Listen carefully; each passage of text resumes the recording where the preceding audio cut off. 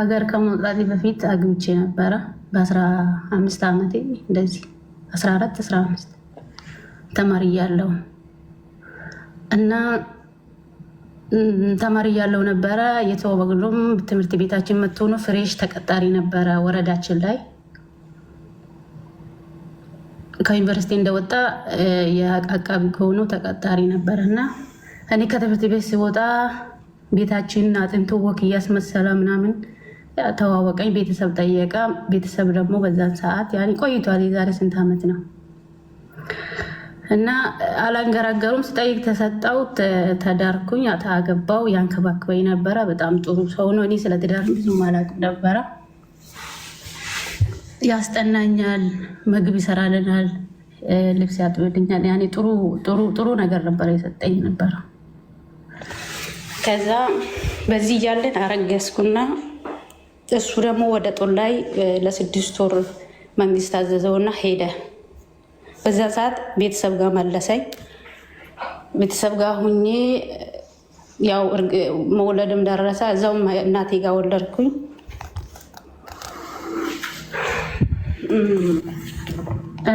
እናቴ አንከባከበችኝ። እሱም ከዛ የሚያስፈልገኝን ነገር ይልክልኝ ነበረ። ያኔ ጥሩ ነበር፣ መጥፎ ጎን የለውም። በዚህ እያለው እንደወለድኩኝ እኔ ጣላው፣ አስጠላኝ። አውቄ ቤተሰብ አዲስ አበባ ነበሩኝ ወንድሞቼ፣ እነሱ ጋር ሄድኩኝና ይመታኛል፣ ይደባድበኛል፣ አልተመቸኝም። እኔ ከሀገር መውጣት ፈልጋለሁ ምናምን አልኳቸው። እስከ 7 ትምህርት ተማርኩኝ፣ እስከ 8 አስተምሮኛል። እሱም ያኔ በዛም በኝ እሺ ብሎ ወንድሞቼም ሰደዱኝ። ያኔ እሱ አልሰማም ነበረ። ልክ የሚበርበት ቀን ልጄ እናቴ ጋር ትቼው ነው የሄድኩት። የ9 ወር ይሆናል ያኔ። ከዛ ልክ እንደ ቪዛ እንደመጣ ምናምን ሲደውልልኝ እኔ ወንድሞቼ ጋር ስለሆንኩኝ ይቀጠቅጠኛል እንዲያደርገኛል ብዬ ስላልኳቸው ሲደውልልኝ ብዙ ጊዜ አላነሳለትም። ከዛ የሚበርበት ቀን በአጋጣሚ ሆኖ ስልኬ ቤተሰብ ጋር ወንድሞቼ ጋር ነበረና ወንድሞቼ ተቀብሎኝ ሲደውል አነሱ፣ ሰደቡት። ሁለተኛ በዚህ ስልክ ላይ እንዳትደውል ምናምን ብዙ ተባባሉ። እንዴት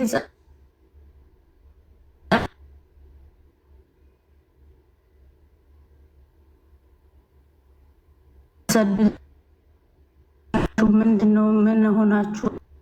እየተቆራረጥሽ ነው ነው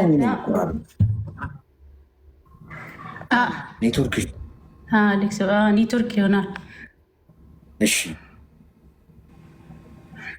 ከዛ ከቤተሰብ ከወንድሞቼ ጋር ተጣሉ ምናምን። እንዴት ትሰዷታላችሁ? በዚህ እድሜ ብትማር ምን አለ? ለምን እንደዚህ ታደርጓታላችሁ? ምናምን አሉ። እኔ ደግሞ ለእነሱ የተናገርኩት ሌላ ነገር ነው። እሱ ደግሞ ተደነገጠ፣ ተናደደ፣ በጣም ተደናፋ፣ ተሰዳደቡ ከቤተሰብ ጋር ማለት ነው። ከዛ ሄድኩኝ 2 ዓመት ዱባይ ሄድኩኝ። ከሄድኩ በኋላ ቁጥሩም ነበረ፣ ይደወልኩለት ብዙም አይደለም ግን ያው እኔ ነኝ የሚደውሉ። በዛን ሰዓት ስልክ የለም ነበረ። በቤት ስልክ አድርገዝቼ የሚደውሉ ሲመቸኝ ሰዎቹ ከቤት ሲወጡ ሰላም እንባባላለን ምናምን። ከዛ የማዘሪን ቁጥር ወሰደ። ልጁን ማየት ይፈልጋል። ልጁን ለልብስም እንዲገዛ ወይም ደግሞ በቃ ከልጁ ጋር ግንኙነት እንዲኖረው ይፈልግ ነበረ። እሺ ብለን ማዘርም ምርጥ ናት። ያኔ ይሄንን ታሪክ ታውቃለች። ያኔ በጣም ቦታ ትሰጣለች እናቴ ማለት ነው። ከዛ ልጁ ጋር መገናኘት ጀመሩ። እኔም አልፎ አልፎ ደውለታለሁ፣ ሰላም እንባባላለን። ስለ ህይወት ጉዳይ አናወራም፣ በዚህ ስለ ህይወት አናወራም። ለ2 ዓመት ነበር የሄድኩት። ይሄን ሁሉ 2 ዓመት ከሆነች ልጅ ጋር ይጠባበሳል መሰለኝ። ማለት አላቅም፣ ድንገት ነው የሚለኝ። ከዛ ሄድኩኝ። ሲሄድ ተቀጣጠር፣ ተገናኘን፣ አወራን። ምንም እንደሌለ ነው። ምንም ያኔ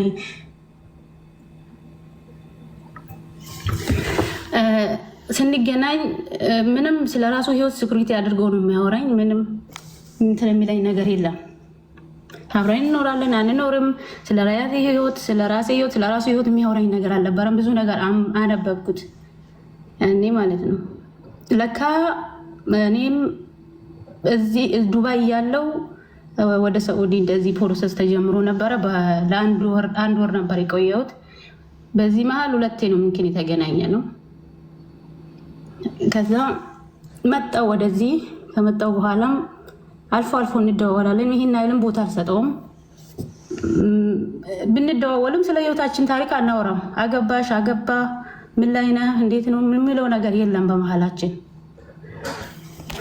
ከዛ ለካ እኔ ከቆይታ በኋላ ስልክ እንዴት እንዳገኘች አላውቅም። ከሱ ጋር የተገናኙት ልጅ መጣች። በዚህ መሀል ላያሳጥር ብዬ ነው። ልጁንም ወስዶታል።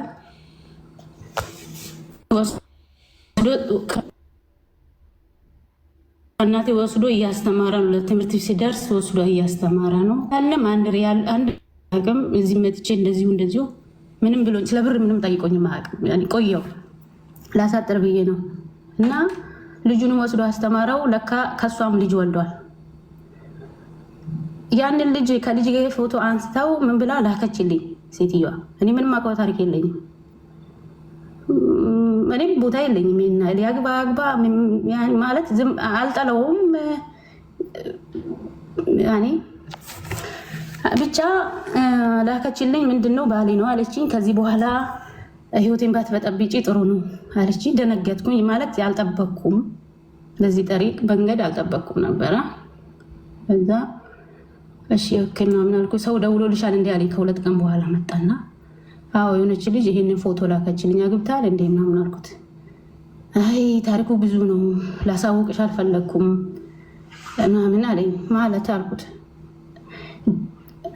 ምሰራበት አካባቢ እንደዚሁ በአጋጣሚ አግብቻት ሳይሆን ተዋውቂያት አረገዘች። አርግዝና አውርጅ ብያት አላወርድም አለች። ምናለች አለኝ። ኦኬ እሺ።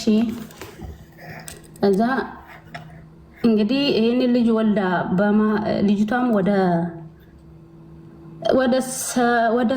6 ዓመት ሲሆን አላውቅም ብቻ ያኔ ቆይቷል። ላሳጥረው ነው ጊዜውን ልነግርህ አልፈለግኩም ሲል ለማሳጠር ነው። ከዛ ልጅቷን ወለዱ። 6 ዓመት ይሆን አላውቅም ብቻ በእናቷ ስም እንዴት አድርጎ መሬት እንደገዛ አላውቅም። መሬት ገዛ፣ ሸጠችባት። እሱ ወደ አባቱ ታሞ ወደ ወለጋ ሄደው ወለጋ አባትየው ስላሳስታምም ነበረ። ከመሄዱ በፊት መሬቱን በእናቷ ስም ገዝቶ ነበረ። በርካሽ አግኝቶ ይሆን በምን ስም እንደሚገዛ አልተመቻቸውም። ብቻ ታሪኩ ብዙ ነው እንደነገረኝ ከሆነ።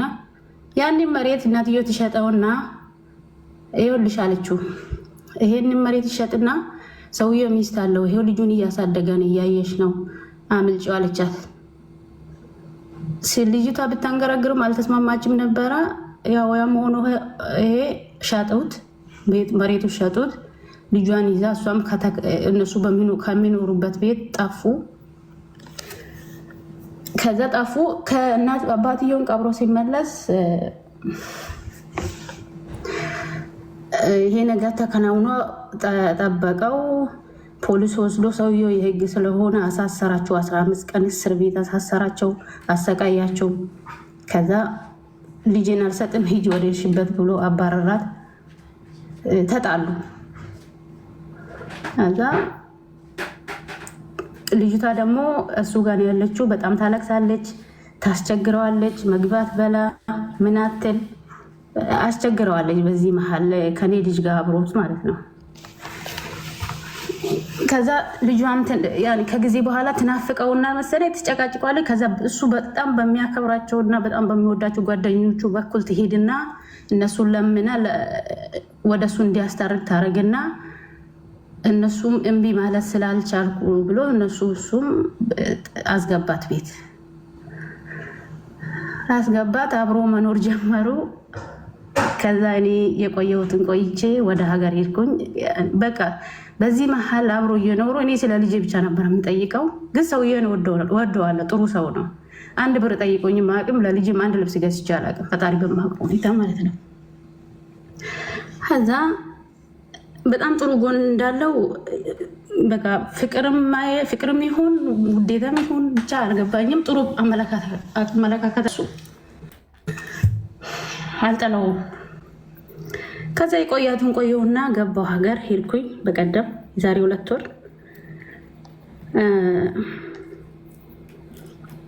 አሁንም ካፌ ተገናኘንና ልጁን ይዞልኝ መጣ።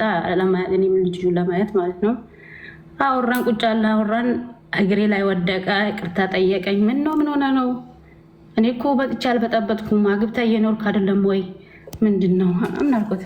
አይ አይደለም እሱን አይደለም አለኝ። ምንድን ነው? ብቻ ቅርበኝ አለኝ። እግሬ ላይ ወደቀና ይቅርታ አድርጌልኝ አለኝ። እሺ ችግር የለውም እሺ አልኩት። ይቅርታ አድርጌልሃለሁ እሺ አልኩት። ከዛ አሁንም ካፌ ሌላ ግንኙነት የለንም። እንግዲህ ከዱባይ ጀምሮ እስከዚህ ድረስ ግንኙነት የለንም፣ ሌላ ግንኙነት የለንም የወሬ እንጂ። ከዛ አሁንም እንገናኝልኝና ይደውልልኛል። ከዛ ከቃሊቲ ቤተሰብ አለኝና ወንድሜ አጠገብ ካፌ ያለች፣ እዛ እንገናኛለን፣ እናወራለን። ያወራኛል ስለ እሷ ታሪክም አሁን ደግሞ ያወራል። አልተጋባንም፣ የጋብቻ ወረቀት የለንም፣ ፍቅርም የለንም፣ እንጨቃጨቃለን፣ እንጣላለን። ገረመኝ ይለኛል ጊዜ። አይ አንዴ ገብታበታል፣ ወደድክም ጠላም ገብታበታል። እስከ 3 ልጆች ወልደሃል። እኔን አስባ እንደሆነ የራሴ ህይወት አለኝ፣ ወዶ ሰው አለኝ፣ ህይወት ሊጀምር ነው። ስለዚህ የማንንም ህይወት መበጥበጥ አልፈልግም። ፈጣሪ የሰጠኝን የራሴን ህይወት መኖር የምፈልገውና አእምሮውን ወደዚህ እንዳታደርግ ምናምን አልኩት። እሺ መጨረሻው በዚህ አወራን። እኔ ልንገርሽ አለኝ፣ እንደነገርኩሽ እነዚህ ሰዎች አሳምሞኛል። ብዙም ጭቅጭቅ አለ። ጭቅጭቃቸው ልጅቷ አሁንም እንትን አይደለችም፣ በጣም ደስተኛ አይደለችም። ነገ ዛሬ ይመልሳታል እንዲያረጋታል በሚለው ውስጥ ህመም አለ። እኔ የምለቀውን ከስር እየሄደች ትከታተለኛለች። ከዛ በእኔ ሰበብ በአንቺ ሰበብ ይሁን በምን ይሁን ብቻ እኔ ሰላም የለኝም፣ ደስተኛ አይደለሁም። ማስተካከለውን ነገር የመጀመሪያው ድርጊት ድጋሜ እንዳይፈጽምብኝ ማስተካከለው ነገር አለኝ። ጊዜ ካላገባሽ ይህን ነገር ከመንገዴ ላይ ጠርገውና ልስተካከል፣ ካላገባሽ ቃል ገባልሻለሁ 2 ዓመት ስሪ፣ እስከ 2 ዓመት ያለውን ነገር ላስተካክል አለኝ። እኔ ግን በአእምሮ እንደዚያ አስተሳሰብ የለኝም። ማለት መልሻ ገባለሁ አብሬ ኖራ ምለው አመለካከት የለኝም። ግን አንተ የምትለው ልስማ ብዬ ነው ይድሉን ካገኘው እንደዛ አለኝ። እሺ እና ያለን ግን እኔ ህይወት ልመሰርት ነው፣ ላገባ ነው። እሺ ልልክ አልችልም አልኩት። ምክንያቱም ፊት ያልነሳሁት ልጄ እሱ ጋር ነው ያለው። ሌላ ነገር እንዳስብ ብቻ እሺ እንደማለት የሆነ አስተያየት ሰጠሁት፣ ማለት ፊት ሰጠሁት እሺ እንደማለት። ግን ውስጤ እኮ የለም፣ አልፈልግም፣ ፍላጎት የለኝም፣ ከሱ ጋር ህይወት መኖር ሀሳብ የለኝም። እና ላሳጥረውና በዚህ ጉዳይ ምን ትለኛለህ? የሚቀጥለው ሌላ ታሪክ ደግሞ ሀገር ሲሄድ ከዚህ በፊት ብር ወንድሜ ጋር ነበረ የሚልከው ለሄቶችም እንትን ይሆናል ብዬ ነው፣ እንደ ምክር ይሆናል ብዬ ነው። ለስንት ዓመታት እሱ ጋር ነበረ ብር ሲያስቀምጥ የነበረው። 100,000 ብር 200 ካሬ በሚገዛበት ዘመን ብዙ ብር እሱ ጋር አስቀምጥ ነበር። እኔ ለወንድ ብር አልሰጥም፣ ጀንጅኜ ብር አልሰጥም። እንኳን መስጠት አይደለም አላበድርም። ግን ወንድሜ ስለሆነ ምንም አያደርገኝም። ቤተሰብ ነን፣ እናት አባታችን አንድ ነው፣ አብረን ያደግነው፣ በላንም ጠጣንም ማለት እንተዋወቃለን በሚለው በጣም አምነዋለሁ፣ ሰጠዋለሁ። ከዛ በመሀል እየሄድኩ ብሩ ስልክለት፣ በርከት ያለ ብር ስልክለት፣ ወንድሜ ለምን እንደዚህ መሬት አትገዛም? መሬት ግዛ ስትል አላለሁ። ለካ እሱ ብሩን እኔ ምልክለትን ጨምሮ ምን ብሎ መኪና አባዱላ በዛን ሰዓት እየገዛ ይሰራበት ነበረ። ከዛ አሁን መጨቃጨቅ ጀመርን። ታናሽ ወንድሜ መንጃ ፈቃድ አወጣሁለትና እኔም መኪና የሚገዛ ብር አለኝ፣ መሬት አልገዛም ካለ ለወንድሜ መኪናውን ገዝቶ እንዲሰጠው ሀሳብ አቀረብኩለት። ማለት እንግዲህ እሱ በእኔ ብር እየሰራ ነው። አንድ ብር የሚሰጠኝ ሳንቲም የለኝም። ብር እየሰራ ነው መሬትም ገዛ ሲለው እምቢ አለኝ። አሁን እዚህ ጋር መንቃት ጀመርኩኝ እምቢ ሲለኝ ማለት ነው። ከዛም ይህንን ሀሳብ አመጣሁለት። ወንድሜ በቃ እሱ ስራ የለውም አሁን መንጃ ፍቃድ ተምሯል። ሌላ ሰው ጋር ተቀጥሮ ከሚሰራ ወንድሜን አሰራ። እሺ ማለት ይሄ ታናሽ ወንድሜም ሰርቶ እንዲያገኝ ይፈልጋለሁ፣ እንዲሰራ ይፈልጋለሁ። አበዛውባቸው በስለ ተመልካቾችን በጣም ይቅርታ። ትምህርት እንዲሆናቸው ብዬ ነው። ያኔ ስልክለት በጥቁሩ ገበያ ነበረ። አሁን ወደ አእምሮ የንቃት ሲመጣ ሲነቃ ምን አልኩት ሲለው ምንድን ነው ለወንድሜ መኪና ገዝታ ስጠው፣ መስጠት ካልቻል ከአንተ የምሰራበት መኪና ግማሹ የኔ ብር ነውና አንተ ሹፌር ስትሆን እሱ ረዳት ሆኖ ይስራ አልኩት። አይ እሱ ገና አልነቃም፣ አንዴ ምንን አለው ነገር ማለይ ምናምን ሆነ ማመጣኮት የለም። በቃ ልጁን ያጣጥለዋል ወንድሜም ማለት ነው። አብሮት እንዲሰራ አይፈልግም። ሌላ ሹፌር ያሰራል። ከረዳት ሆኖ ሌላ ሰው እንደሚሰራም ሰማለሁ። ከዛ አሁን ለምንድን ነው አንድ ቀን ደወልኩለትና ለምንድን ነው እሱ አይሰራም ረዳትም አይሰራም ብለሃል? በቃ ብሩን እኔ ጨምሬበት ገዛለታለሁኝ። አውቄ ነው ጨምሬበት ገዛበታለሁኝ። ብሩን አምጣ አልኩት። ከዛ አበደ። የመኪና ገዝተሽ የሚሰጩ ይዞ ገደል ቢገባስ ይዞ ገረመሌ ቢሆንስ ምናምን ቀበጣጠረ ነው አልኩት። እሺ በቃ አሁን መኪናም አልገዛም፣ መሬት መግዛት ፈልጋለሁ፣ በእናቴ አካውንት ብሩን አስገባልኝ አልኩት። ብሎ ካረገኝ እንደጨቀጭቀኝ ብሎ ካረገኝ የኔ ብር ከወሰድኩት እንትን የለውማ፣ ጎዝጓስ የለውም፣ የሚደገፍበት መደገፋ የለውም። የኔ ብር ካነሳውለት ያኔ እንግዲህ ይሄ ታሪክ መቼ ነው? የዛሬ 8 ዓመት ነው እንግዲህ። ግማሽ ሚሊዮን ብዙ ነገር ይሰራል የዛሬ 8 ዓመት። አሁን አጨቅጭቅኝ ብርሽ ይሰጥቻለሁ፣ ከሌን ቅጠሪ ከሌን እንዲያርጊ ብለሽ አጨቅጭቅኝ እባክሽ ምናምንና ብሎ ካረገኝ ተጨቃጭቆስ ብሩንም እሺ ስጠኝ ብዬ ሲለው ብቻ ብሎ ካረገኝ ተጣላን። ቤተሰብ ላኩበት፣ እናቴን ላኩበት። ያስገባውት ካርጎ ሚስት አገባ። በቃ የራሱን ህይወት እየኖረ ነው። መጨቃጨቅ አልፈለገም። የላኩትን ካርጎ ለልጄ በዛ ውስጥ ይስጥልኝ፣ ከዚህ ውስጥ እንደዚህ አይነት ልብስ አውጣና ለልጄ ላክለት፣ ለአባትዩም እንደዚህ እንዳይቀየመን ጫማ ምናምን ስጠልኝ ብዬው ላኩት ካርጎ። ያንን ካርጎም አልሰጠም። ልጅ ወልዶ ለራሱ ልጅ ነው ያለበሰው። ፎቶ ላይ ነው ያየሁት የገዛሁትን ጫማ እና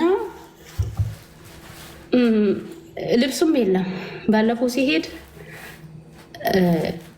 የከላኩት ካርጎ ልብስንም ምንም ነገር አላገኘሁትም። ይገመትና ብር ይሰጠኝ።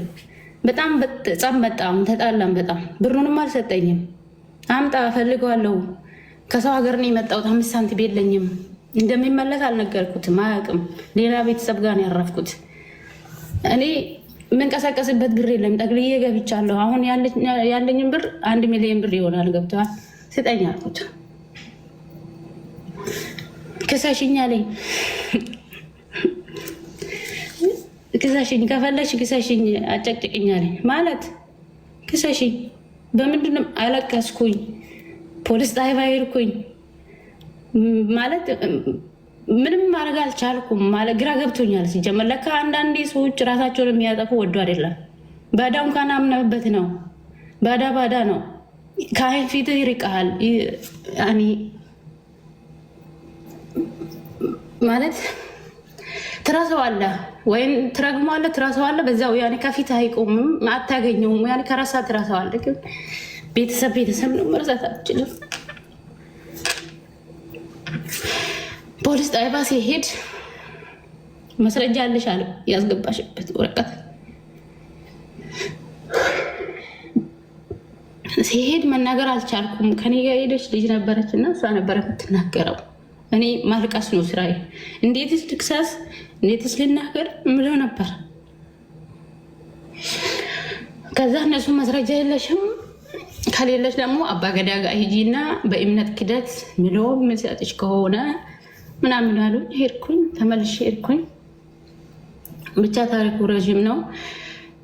ያን በነቀውበት ሰዓት እኔ ጎበዝ ነኝ፣ እሰራለሁ፣ እጅ አልሰጥም፣ ስራ አልመልጥም፣ እሰራለሁ።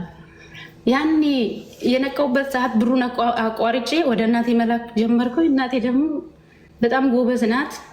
ምን የመሰለ ቤት ሰራችልኝ። አንደኛ ልቤን ያረጋጋው ሄጄ ቤቱ ሳየው ነው። እሷ የሰራችልኝን ቤት ሄጄ ሳየው ትንሽ ተረጋጋው። ከዛ እኔ ኃላፊነቱን ወስዳለሁ አለኝ ሌላኛ ወንድሜ። ያኔ ማለት እሱ ጋር ታላቅም ስለሆነ ሌሎቹ ጋር ብር አለቅም። ሌላኛው ደግሞ በጣም ጎበዝ አለኝ። ሌላ ጎበዝ ወንድም አለኝ። የራሱንም መስጠት አይፈልግም፣ የሰውንም አልፈልግም። እኛ እሱ ጋር ብር እንድንልክ አይፈልግም። በራሱ ነው መንቀሳቀስ የሚፈልገው። እና አሁን ወደ ቲክቶክ ፕሮፋይል ገብቶ ካያችሁት የፈረንጅ ላም ወደ 20 ምናምን ላሞች አሉት ቃሊቲ ላይ ማለት ነው። አሁን አለኝ አዛዘንኩት። እሱንም እንዴት አልነቃሽም? ይህን ሁሉ ጊዜ እቀበልልሻለሁ አለኝ። አረጋጋኝ። እሺ ብዬ ተመልሼ የመጣው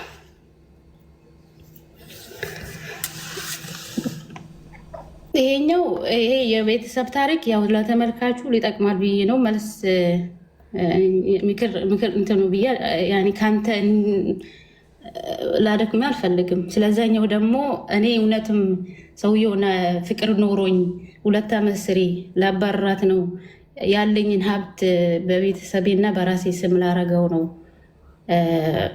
ታግዥኝ ላለው እስቲ ምንም እንደምትል ይሰማለሁ። እና በጣም አመሰግናለሁ አልክስዬ። በጣም ነው የማከብርህ፣ በጣም ነው የምወድህ እንደ አንድ ኢትዮጵያዊ። ያው ጋይስ ማውራቷ ነው እሺ፣ ቴራፒው ሰዎች መሰጣት ሀሳብ አይደለም ፖይንቱ። ማንም ሊሰጣት ይችላል፣ እሱ ችግር የለም። ሰው ውስጡ ያለው የሚያብሰለስለው መናገር መቻሉ ከግማሽ በላይ ፐርሰንት ውስጡ ያለውን ህመም ያድነዋል ወይ ደግሞ ያሽለዋል። መውጣት አለበት። የሚሰማው ሰው የለም። ገብቷቸውን አሁን አብዛኛው ሰው ወይ ራሱ መውራት ነው የሚፈልገው። ስለዚህ መደመጥ መቻል ችግሩን በግማሽ ፐርሰንት ይቀንሰዋል። እዛ ነው መቸኮል የለብንም። ሰዎች ሲያወሩ ሀሳባቸውን ይጨርሱ፣ ችግር የለውም። የትም አንሄድም። ከህይወታችን 1 ሰዓት ተኩል ወይ 30 ደቂቃ ወይ 5 ደቂቃ ብንሰጣቸው ምናልባት ወይ ከዚህ ወተን ቲክቶክ ላይ ስክሮል በማድረግ ሊሆን ይችላል። ጊዜውን መንገድ ነው ሰው ብንሰማት ለእሱ አሁን የሚቀላት እሱ ነው እንጂ አሁን እኔ ማውራትም ነገር እናንተ የምትሰጧትም ነገር ማንኛውም ሰው ሊነግራት የሚችለው ነገር ወይ እሷም ይጠፋታል ብዬ አላስብም። አሁን ዋናው ነገር በወንድሞችሽ የደረሰብሽ ነገር አብዛኛዎቹ ሰዎች ላይ የሚደርስ ነገር ነው። አምነሽ ነው የተከዳሽው። ከሆነ በኋላ የፈሰሰ ውሃ አይታፈስም እንደሚባለው ከሆነ በኋላ ምንም ልታደርጊ አትችይም። ዋናው ነገር ከመሆኑ በፊት ገንዘብሽን አምነሽ ለሰዎች አስቀምጡ እንዲስሩ ብለሽ አለመላክ። ቤተሰብ መርዳት ማገዝ ከሆነ ድጋፍ ሌላ ጉዳይ ነው። ህልምሽን ግን የራስሽን የዘራሽውን ልፋትሽን ግን ነገ ይሄን አረግበታለሁ እንዲህ አፈራበታለሁ ንብረት እንትንበታለሁ ያልሽውን ግን አስቀምጡልኝ እንዲያርጉልኝ ብለሽ መላክ ማለት ለሰዎች ያንን ነገር ላታገኝ ትችላለሽ። ምናልባት ከ100 5% ምናምን ሰው ወይ 2% ሰው ቢመልስልሽ ነው ሊናውን የሚፈራ። ፈጣሪ የሚፈራ ሰው የለም በዚህ ጊዜ። ገንዘብ የማይቀይረው ምንም ነገር የለም። ወንድምሽ ነው። ወንድምሽን ደግሞ ገንጥለሽ አጥዩ። ያው እንግዲህ ህሊናም አለ የሚባል ነገር አለ። ስጋ ነው ደግሞ ተቆርጦ አይጣልም ይባላል። ወንድምሽን ፍርድ ቤት ለፍርድ ቤት ተካሰሽ ወይ ማጅራቱን አታስመችው ወይ አታሳስሪ። የቸገረ ነገር ይሆናል ፋይናል። ቤተሰብ ሲሆን ደግሞ ማለት ለዛ ነው ከቤተሰብ ጋር ቢዝነስ አትስሩ፣ ከቤተሰብ ጋር የሆነ ገንዘባዊ ብድር ነገር ውስጥ አትግቡ ብላችሁ። ለዛ ነው ቤተሰብ የምትረዱ ከሆነ ትረዳላችሁ። ግን ቢዝነስ መስራት፣ ገንዘብ መበዳደር ምናምን ታጧችኋላችሁ። እነሱ ገንዘብ ያሳጣችኋል። እሱ ነው። ሁለተኛ ነገር የመጀመሪያ የነገርሽን እንግዲህ ሰውየው ሌላ አግብቷልም በይው ብቻ ግን ወልዷል አይደለ? ከአንቺ ጋር ያላችሁ ትዳርም የለንም ብለሽኛል። 80ም ወረቀት ምንም የለንም። መሀል ላይ ያላችሁ ምንድነው የጋራ የሚያደርጋችሁ ታሪክ ምንድነው? ልጅ አላችሁ። ገብቶሻል? እንደገባኝ ከሆነ ተመልሰሽ አሁን ተስተካክዬ ተመልሼ እንደዚህ አስተካክለዋለሁ የቆሸሸውን አጸደዋለሁ የሚልሽ እዛ ጋር ሞክሮ ያልተሳካለት ነገር ስላለ ነው። አንቺ ደግሞ አይጥ አይደለሽም። የሆነ አዲስ መድኃኒት ሲገኝ ነው በሰው ላይ የሚሞከረው አይደል? ይሰራል አይሰራም የሚለው እሱ ሄዶ ሞክሮ ላይፎን እዛ እንደፈለገ ሆኖ ልክ እዛ ጋር ልሳካ ሲለው እዚህ ጋር ውስጥ ያስተካክዬ ጽድት አድርጌ እንደገና ቀጥላለሁ። መጀመሪያውኑ ለምን አላረገው? ሰዎች መርጠዋችሁ ነው መምጣት ያለባቸው እናንተን እንጂ የሆነ ከሆነ ሰው ጋር ወዳድረዋችሁ እዛ ጋር ልሳካ ሲላቸው አማራጭ አድርገዋችሁ የሚመጡ ከሆነ ነገም ተመሳሳይ ነገር ነው የሚፈጠረው። አሁን አምነሽ ብትቀበዩ እንደገና ከእሱ ጋር ቀጥላለሁ ብለሽ ብትቀጥይ ተመሳሳዩ ታሪክ ነው የሚደገመው፣ ሌላ ታሪክ የለም። ስለዚህ ምንድነው ማድረግ ያለብሽ? ራስሽን ታከብሪያለሽ። ልጅ ያለሽ ልጃችሁን አሳድጉ በጋራ። ለልጅሽ የሚያስፈልገውን ነገር ያርግ፣ አንቺም አድርጊ። አባት ነው። ከዛ ውጪ እንደገና ሞክረሽ ያልተሳካን ያነበብሽውን መጽሐፍ ደግሞ እንደማንበብ ነው። ያየሽውን ፊልም አጨራረሱን የምታውቂውን ፊልም ቁጭ ብለሽ ከተመልካች ጋር እንደ ማየት ነው የሚቆጠረው። ታውቂዋለሽ እኮ መጨረሻው።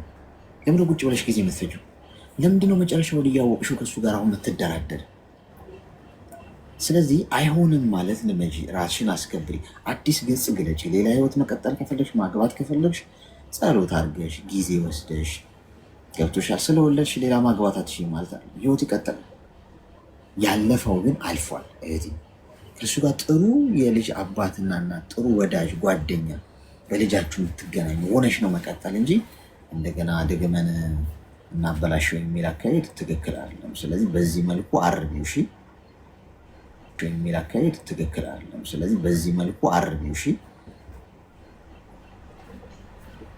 እሺ አሌክስዬ በጣም ነው የማመሰግነው። ሁሌ ያንተ ምክር ባልገባም መጥቼ በቃ ውስጤ ነው አዳምጣለሁ። እቺን ቀን በጉጉት ነው የምጠብቀው፣ እቺ ምክር የምትሰጠንን ቀን እና አመሰግናለሁ። ኖርልን። አሜን አሜን። አመሰግናለሁ። አሁን እሷ ይኸውላችሁ የነገርኳት ነገር የምታውቀው ነው። አዲስ ነገር አልነገርኳትም። እሺ ባይዘ ግን እሷን ደስ ያላትና ያሻራት መደመጧን አወራችሁ። የውስጧን ናት፣ ውስጥ ያለውን አውርታ ማታውቀው ለማንም ሰው።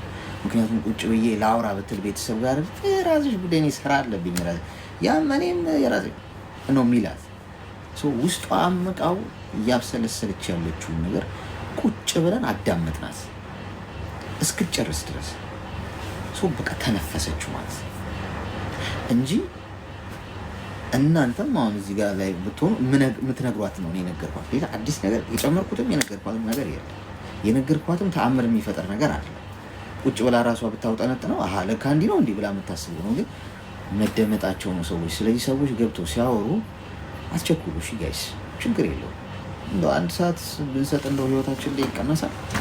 የሚቀነስ ነገር የለውም እና ጊዜን የሰጠ ሁሉን ነገር እንደሰጠ ይቆጠራል። ስለሆነ ጊዜያችሁን እዚህም ባይሆን ሌላም ቦታ ጓደኞቻችሁ፣ ወዳጆቻችሁ ምናምን ሰው መደመጥ ነው ይፈልጉና ቁጭ ብላችሁ አዳምጧቸው እስኪ 30 ሰከንድ 20 ሰከንድ ስሟቸው። የውስጣቸው ታድኗቸዋላችሁ። ራሳቸውን ከማጥፋት የሆነ ነገር ራሳቸው ላይ ከማድረግ አትሊስት የሆነ ሰው ታተርፋላችሁ። ይህንን ነገር እንዳርገው ያው ሰዓታችንን ጨርሰናል። ኦልሞስት ያው አላርማችን ሊጮህ ነው። ትንሽ ሌት ሆኜ ነው ዛሬ የጀመርኩት። ይቅርታ፣ ነገር ይስተካከላል። ትናንትና ኢንተርኔት ዝግ ስለነበረ ቀን አልገባውም ነበር። ነገ ደግሞ እንቀጥላለን። ጥሩ ጊዜ ነበር። እየከፋችሁ የጨነቃችሁ፣ ብቸኝነት የሚሰማችሁ፣ መጥፎ ጊዜ እያሳለፋችሁ ያላችሁ፣ ይሄ በህይወታችሁ ውስጥ ብቻ ክፉ ጊዜ እያሳለፋችሁ ያላችሁ ሰዎች ኑ እሺ፣ እኔ ወንድማችሁ ነኝ፣ አዳምጣችኋለሁ። እንግዲህ ጊዜን የሰጠ ፈጣሪ፣ የጊዜ ባለቤት ፈጣሪ ነው። 24 ሰዓት ከሰጠኝ 24 ሰዓት ላይ ለእናንተ 1 ሰዓት ተኩል ብሰጣችሁ በጨዋታም ያልፋል። እንደውም እኔ ይጠቀምበታለሁ፣ እማርበታለሁ ብዬ ነው የማስበው። ጤናና እድሜ ይስጣችሁ፣ ክፉ አይንካችሁ፣ በሄዳችሁበት የሰው ፍቅር ይስጣችሁ። አትታመሙ፣ ህመም አያገኛችሁ። ሆስፒታል የምትሄዱ ሰው ለመጠየቅ ይሁን እንጂ እናንተን ህመም፣ ችግር፣ ውድቀት፣ ሀዘን አያገኛችሁ። ደስታ ቤታችሁ ይግባ። የሰራችሁትን፣ የምትሰሩትን፣ ያላችሁን በህይወታችሁ ውስጥ ያላችሁ ጥሩ ነገር የምትሉትን ሁሉ ፈጣሪ ይጠብቅላችሁ፣ ያብዛላችሁ። ከአስመሳይ ሰው ይጠብቃችሁ። እንቅፋት የሚሆንባችሁ ነገር በሙሉ ፈጣሪ ከፊት እየቀደመ ያንሳላችሁ። በውድቀታችሁን በሚመኙ ሰዎች ፊት ስኬታችሁ ይበሰር። ሀዘናችሁን በሚፈልጉ ሰዎች ፊት ደስታችሁ፣ ከፍታችሁ፣ ማግኘታችሁ፣ ውበታችሁ ይበሰር። ከፍ ከፍ በሉ ሁሌም። እሺ ነገ እንገናኛለን።